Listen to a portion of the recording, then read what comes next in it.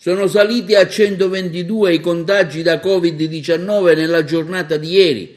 Un nuovo caso è scoppiato a Sciacca, portandosi così a 24 in totale nella città termale, mentre aumentano i guariti saccensi che salgono da 16 a 17 unità. Il nuovo caso sarebbe maturato all'interno del nucleo familiare che già era stato interessato al virus.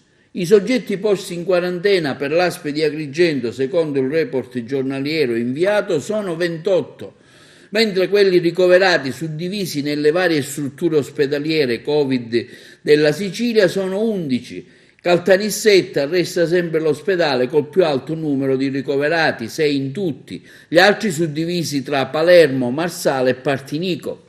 In Sicilia invece i nuovi tamponi effettuati ieri sono stati 2.358, secondo il report fornito dall'assessorato alla sanità regionale, tra cui positivi 35 e contagiati 20. I ricoverati scendono di 13 unità, portandosi a 482, mentre quelli in terapia intensiva, ce n'è uno in meno, vanno così a 34. In isolamento domiciliare 1.681, più 14. I guariti salgono a 745, più 14, mentre i decessi aumentano solo di una unità, portandosi a 232. Vediamo altresì come viene spalmato nelle province siciliane i dati sopraindicati. Quella di Agrigento si attesta a 69 casi, 2 in più. Aumentano anche quelli di Catania che vanno a 670, 7 in più. Messina scende di 3 unità, portandosi a 373. Palermo in aumento di 8 e vanno a 352 contagiati.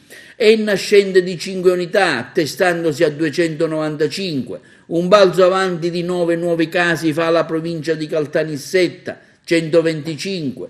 Stabile risulta la provincia di Siracusa con 111 e anche quella di Ragusa con 54 casi, mentre 2 in più si registrano a Trapani che si porta a quota 94. Intanto in tema di prevenzione Covid-19 i militari della Guardia di Finanza hanno effettuato un controllo nei confronti di una parrucchiera al villaggio Mosè, pescata mentre esercitava il suo lavoro. I militari che si sono presentati in Borghese hanno anche scoperto e fermato una cliente che aveva appena terminato l'acconciatura. I finanzieri hanno così multato sia l'esercente, in quanto non poteva svolgere l'attività vietata, che la cliente, che non poteva ricevere alcun servizio ad esso collegato per le norme relative al coronavirus.